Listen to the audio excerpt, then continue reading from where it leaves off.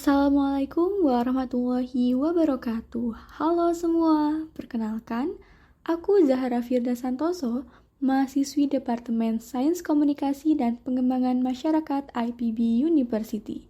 Di video ini, aku akan menjelaskan sedikit mengenai Sustainable Development Goals atau SDGs. SDGs merupakan kesepakatan pembangunan baru yang mendorong perubahan-perubahan yang bergeser ke arah pembangunan berkelanjutan yang berdasarkan hak asasi manusia dan kesetaraan untuk mendorong pembangunan sosial, ekonomi, dan lingkungan hidup.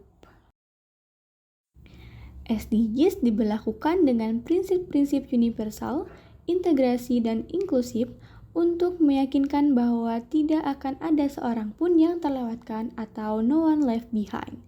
SDGs terdiri dari 17 tujuan dan 169 target dalam rangka melanjutkan upaya dan pencapaian Millennium Development Goals atau MDGs yang berakhir pada tahun 2015 lalu. SDGs yang disahkan oleh Organisasi Perserikatan Bangsa-Bangsa pada bulan September tahun 2015 ini bertujuan untuk menjaga peningkatan kesejahteraan ekonomi masyarakat secara berkesinambungan, menjaga keberlanjutan kehidupan sosial masyarakat, menjaga kualitas lingkungan hidup, serta pembangunan yang inklusif, dan terlaksananya tata kelola yang mampu menjaga peningkatan kualitas kehidupan dari satu generasi ke generasi berikutnya. SDGs mencakup 17 tujuan. 1. Tanpa kemiskinan. Pengentasan segala bentuk kemiskinan di semua tempat. 2. Tanpa kelaparan. Mengakhiri kelaparan, mencapai ketahanan pangan dan perbaikan nutrisi, serta menggalakkan pertanian yang berkelanjutan. 3. Kehidupan sehat dan sejahtera. Menggalakkan hidup sehat dan mendukung kesejahteraan untuk semua usia. 4.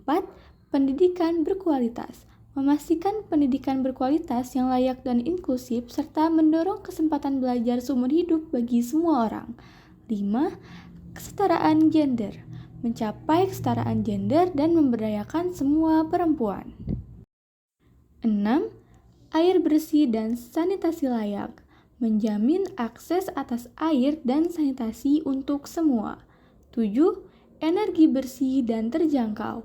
Memastikan akses pada energi yang terjangkau bisa diandalkan, berkelanjutan, dan modern untuk semua. 8. Pekerjaan layak dan pertumbuhan ekonomi. Mempromosikan pertumbuhan ekonomi berkelanjutan dan inklusif, lapangan pekerjaan, dan pekerjaan yang layak untuk semua. 9. Industri, inovasi, dan infrastruktur. Membangun infrastruktur kuat, mempromosikan industrialisasi berkelanjutan, dan mendorong inovasi. 10. Berkurangnya kesenjangan. Mengurangi kesenjangan di dalam dan di antara negara-negara. 11. Kota dan komunitas berkelanjutan. Membuat perkotaan menjadi inklusif, aman, kuat, dan berkelanjutan. 12. Konsumsi dan produksi yang bertanggung jawab. Memastikan pola konsumsi dan produksi yang berkelanjutan. 13. Penanganan perubahan iklim. Mengambil langkah penting untuk melawan perubahan iklim dan dampaknya. 14. Ekosistem laut. Perlindungan dan penggunaan samudra, laut, dan sumber daya kelautan secara berkelanjutan. 15. Ekosistem daratan. Mengelola hutan secara berkelanjutan, melawan perubahan lahan menjadi gurun, menghentikan dan merehabilitasi kerusakan lahan, menghentikan kepunahan keanekaragaman hayati. 16.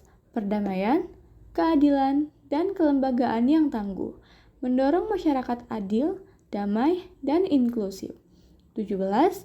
Kemitraan untuk mencapai tujuan. Menghidupkan kembali kemitraan global demi pembangunan berkelanjutan. Untuk memudahkan pelaksanaan dan pemantauan, 17 tujuan dan 169 target SDGs dikelompokkan ke dalam 4 pilar, yaitu 1. Pilar pembangunan sosial, meliputi tujuan nomor 1, 2, 3, 4, dan 5. 2. Pilar pembangunan ekonomi, meliputi tujuan nomor 7, 8, 9, 10, dan 17. 3.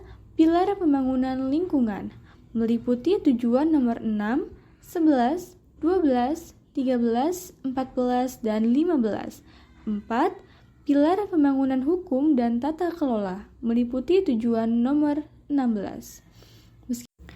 Meskipun terbagi menjadi 4 pilar, dalam pelaksanaan, keempat pilar tersebut saling berkaitan dan saling mendukung satu sama lain. Pemangku kepentingan.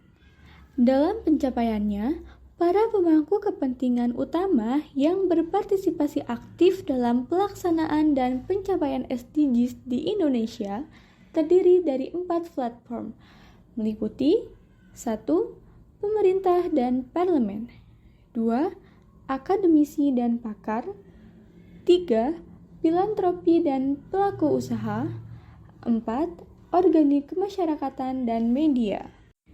Tujuan komunikasi untuk meningkatkan kesadaran atau awareness, minat atau interest, dan partisipasi semua pihak terhadap pencapaian SDGs di Indonesia, maka disusun Panduan Komunikasi Pelaksanaan Pencapaian SDGs Indonesia. Panduan komunikasi ini juga akan menjadi dasar untuk berbagai kegiatan komunikasi dan advokasi SDGs Indonesia yang dilakukan di tingkat nasional dan daerah maupun program-program komunikasi SDGs lain dari para pemangku kepentingan. Sementara dalam pelaksanaan kegiatan, pendekatan strategi komunikasi SDGs yang digunakan adalah pendekatan AISAS, yaitu awareness, membangun kesadaran, interest, menciptakan minat, searching, menginisiasi pencarian isu-isu SDGs, action, menciptakan aksi, dan sharing, atau berbagi pengetahuan, pengalaman, serta pembelajaran. Peran generasi muda. Untuk mewujudkan SDGs, diperlukan sinergi dari berbagai kalangan usia, termasuk generasi muda. Sebagai generasi muda, yang dapat dilakukan adalah 1. Ikut serta dalam pembangunan sosial seperti bakti sosial, ikut mensukseskan program ketahanan pangan, hidup sehat dengan rajin berolahraga, rajin belajar, serta menghargai satu sama lain tanpa memandang gender. 2. Ikut serta dalam pembangunan ekonomi, seperti tidak malas untuk bekerja, mengolah keuangan dengan baik, menciptakan inovasi-inovasi, dan lain-lain. 3. Ikut serta dalam pembangunan lingkungan, seperti menghemat air, tidak membuang sampah sembarangan, reboisasi, tidak membuang-buang makanan, hemat energi listrik, dan lain-lain. 4.